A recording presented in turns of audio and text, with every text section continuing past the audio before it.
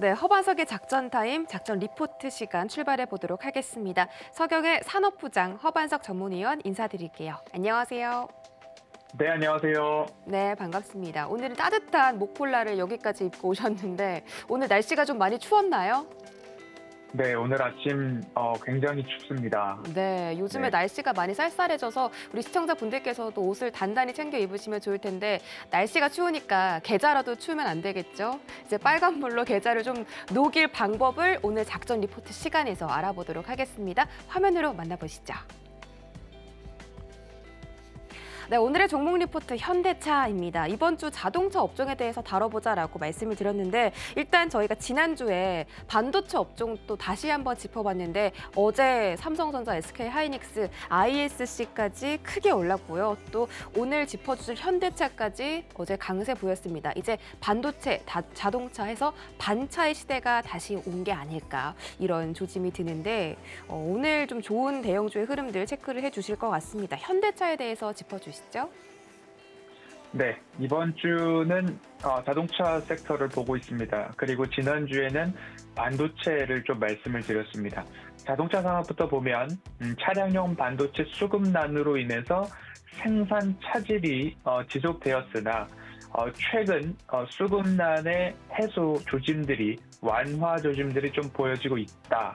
그래서 완성차와 부품사 가동률이 점진적으로 회복이 된다면 출고 지연 중인 차량들이 어마어마하게 쌓여 있기 때문에 그 부분에 맞추어서 완성차 업체들의 실적도 좋아질 것으로 보고 있다라는 것이 주 골자였습니다. 하지만 부품사 같은 경우에는 가격 전가나 가동률에 대한 부분들이 바로 즉각적으로 실적으로는 반영이 되기 어려울 수 있으나 완성차 업체들의 회복에 따라서 부품사들도 그 뒤를 이어갈 것으로 기대를 해볼 수 있을 것 같습니다. 지난주 반도체를 좀 말씀을 드렸는데요. 결국 시장의 수급 쏠림이 너무 극과 극으로 움직이고 있는 것 아닌가라는 생각이 드는 와중에 D램 가격 하락에 대한 부분들이 주가가 6개월 정도 선 반영될 수 있다라는 말씀을 드렸고요. 먼저로는 SK하이닉스가 바닥을 찍었다라는 이야기들을 2주 정도 동안 방송 아침과 저녁을 통해서 주가의 선 반영 그리고 내년 2분기 D램 가격 저점 확인 전망 등이 일어나고 있고 그리고 외국의 증권사에서 셀링 보고서를 낸 이후에 지속적으로 우리나라 반도체주들을 담고 있는 그 중에서도 SK하이닉스를 저점 매수가 지속되고 있다라는 부분들 우리는 플랫폼에서도 그렇고 2차 전지 섹터에서도 그렇고 외국계 보고서의 셀링 때마다 고민을 하고 계좌의 수익률이 줄어드는 악순환을 좀 겪어왔기 때문에 반도체에서는 그러한 부분들을 너무 휘둘리지 말자라는 말씀을 좀 드렸었습니다. 자동차도 마찬가지일 것 같습니다. 누군가가 자동차가 너무 어렵다라고 이야기를 할 때에는 자동차가 왜 어려울까? 자동차에서는 투자 포인트를 얻을 수 없을까? 투자자의 시선으로 우리 주변의 환경들은 어떻게 변화하고 있는가라는 것들을 좀 보았을 때 장기 투자 및 회복할 산업들을 찾고 계시다면 이 자동차와 전기차 시장의 성장성 등 데이터 추적이 필요한 곳이 바로 자동차다라는 말씀 이제 드려야 될 것 같습니다. 반도체는 삼성전자보다는 SK하이닉스를 좀 말씀을 드렸고요. 자동차는 현대차가 좋을지 기아가 좋을지 내일은 예고편으로 기아를 말씀을 드려보도록 하겠습니다. 유의미한 공간에서 반도체와 자동차 모두 다 그리고 지수도 반등이 나왔습니다.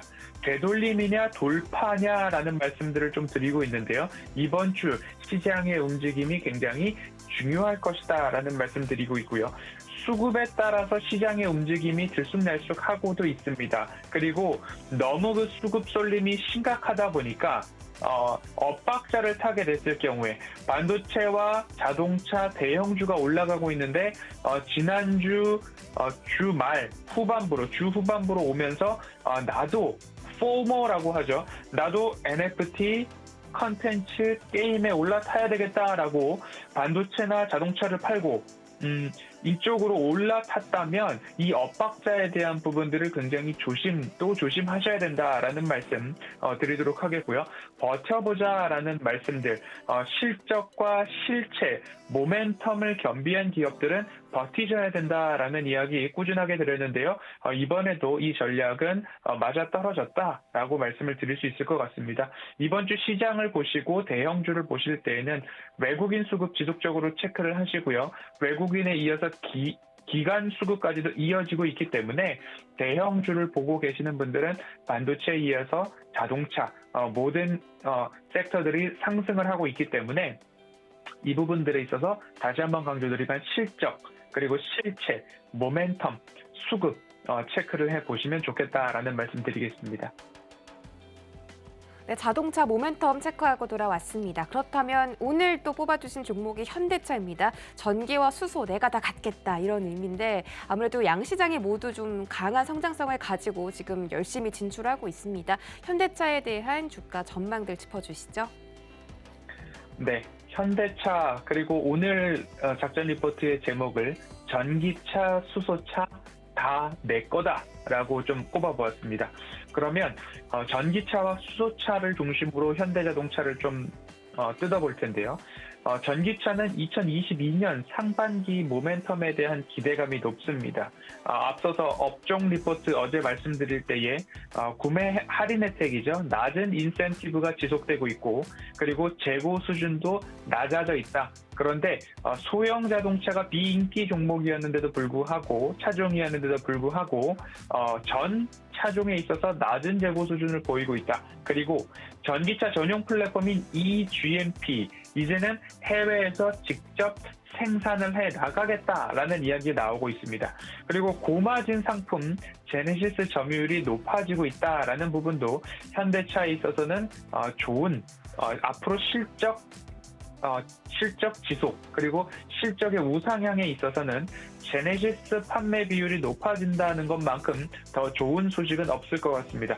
연간 판매량에 있어서도 현대차는 전년 대비 4.2%, 기아차는 전년 대비 2.9% 증가를 하고 있는데 이 두 현대차 그룹 기업 중 어디가 실적으로는 더 좋은 모습들을 보여주고 있는가 투자자로서 꾸준하게 체크를 하셔야 된다라는 말씀 이어가도록 하겠습니다.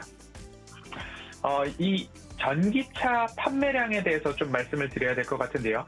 전기차 판매량에 있어서는 어저께 말씀을 드렸죠. 순수 전기차나 플러그인 하이브리드나 수소 전기차나 구분이 필요하다. 그런 것들을 총망라해서 전기차 판매량은 전년 대비 40% 증가하고 있는 상황입니다. 2020년도 40%에 대한 목표치를 또 갖고 있는 만큼 그리고 이 목표치에서 가장 중요한 부분들은 제네시스 전동화 모델이 될 것이다 라는 이야기 지난 작전 리포트에서도 제네시스 전동화 모델이 얼만큼 성황리의 인기를 끄느냐가 현대자동차 주가에 있어서는 가장 중요한 키포인트가 될 것이다 라는 말씀을 드렸습니다.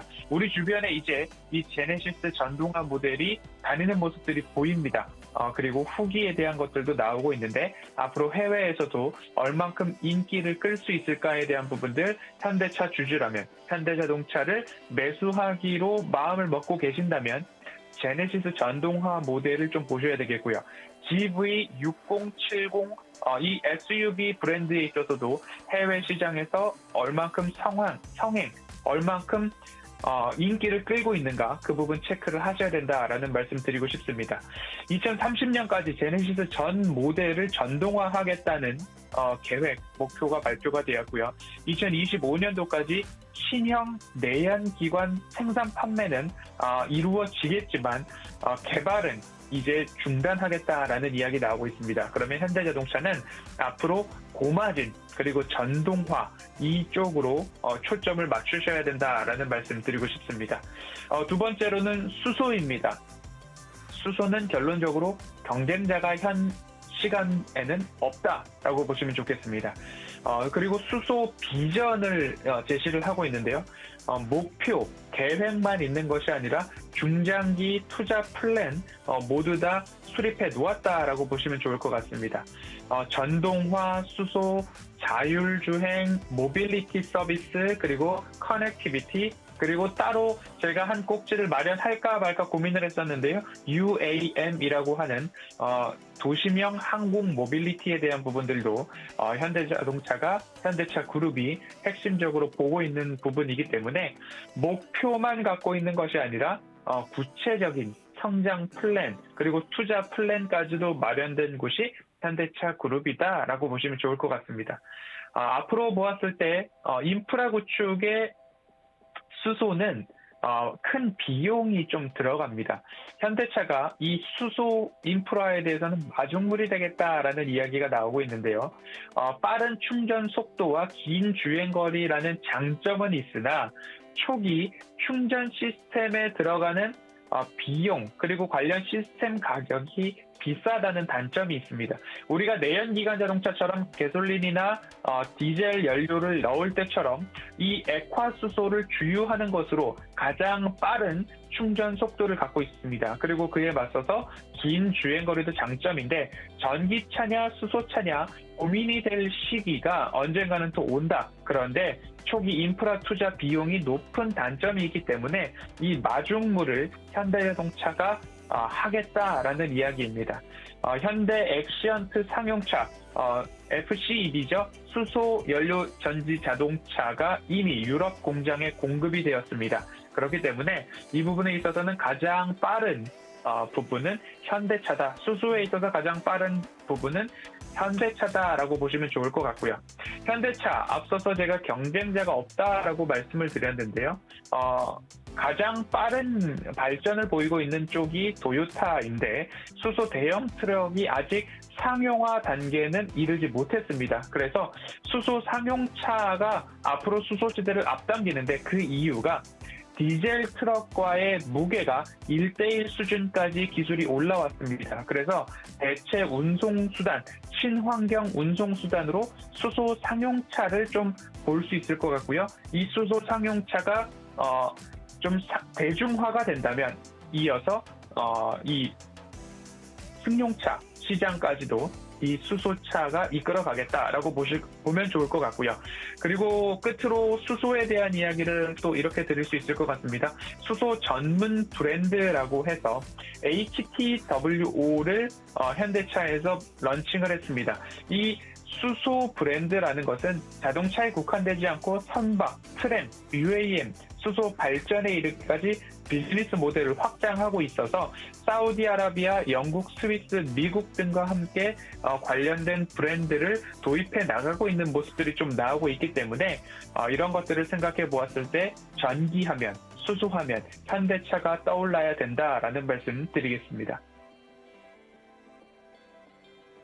네, 허반석 위원님 말씀대로 전기하면 현대차를 떠올리겠습니다. 최근에 GV 시리즈에서도 전기차 발표하고 있고 현대차의 이 전기차뿐만 아니라 수소차까지 좀 집중을 해보면 좋겠습니다. 자, 마지막으로 현대차의 실적 그리고 향후 전망까지 짚어주시면 좋을 텐데 이런 부분에서 실질적인 결과가 나와야 또 주가가 뒷받침될 수 있겠죠? 이제 실적 한번 체크해 주시죠. 네. 주가 그리고 실적에 대해서는 늘 조금 반영되는 부분들이 있었죠. 일회성 비용이다라고 해서 엔진과 관련된 충당금이 조금 실적 발표하면 늘 좀 있었습니다. 하지만 영업이익 7조 8천억 원이 내년 정도 전망이 되고 있기 때문에 2년 연속 정상화된 이익 발생 구간에 진입하고 있다. 그리고 엔진 충당금 관련해서는 2분기, 3분기 여간에 나오고 있었기 때문에 앞으로는 조금 그리고 또한 수소와 전기 쪽으로 전환이 된다면 내연기관에 대한 충당금은 점진적으로 줄어들 수 있는 기대감도 있다라고 보시면 좋을 것 같고요. 영업이익률이 3분기 기준으로 6% 정도 달성을 했는데요. 앞으로 22년도에는 6.3% 구간으로 상승할 전망이다. 그 이유는 높은 수요에도 불구하고 공급이 되지 않고 있기 때문에 구매 할인 혜택이 줄어들었고 여전히 내수 쪽으로는 미출고 차량 증가하고 있으나 지속적으로 계약은 체결되고 있고 9월 일평균 계약 대수가 4,700대 정도였습니다. 1월과 4월 평균 계약 대수가 3,000대 수준인 것을 감안하면 현대차의 인기 지속되고 있다. 그리고 미국 시장에서는 구매 할인 혜택, 인센티브를 덜 주고 있습니다. 2014년 이후 최저 수준으로 구매 할인 혜택을 주고 있음에도 불구하고 웃돈을 얹어서 현대차, 기아차를 사고 싶어하는 고객들이 많습니다. 앞서서도 제네시스 전동화 모델 미국 생산에 대한 이야기가 조금 나왔는데요. 어제 정의선 회장 같은 경우에는 내년 생산은 아니다라는 이야기가 좀 있었습니다. 하지만 전기, 수소, 제네시스, 자율주행, 로보택시, UAM 등 현대차 다 계획이 있구나라는 생각으로 오늘 현대차 리포트는 여기까지 살펴보도록 하겠습니다.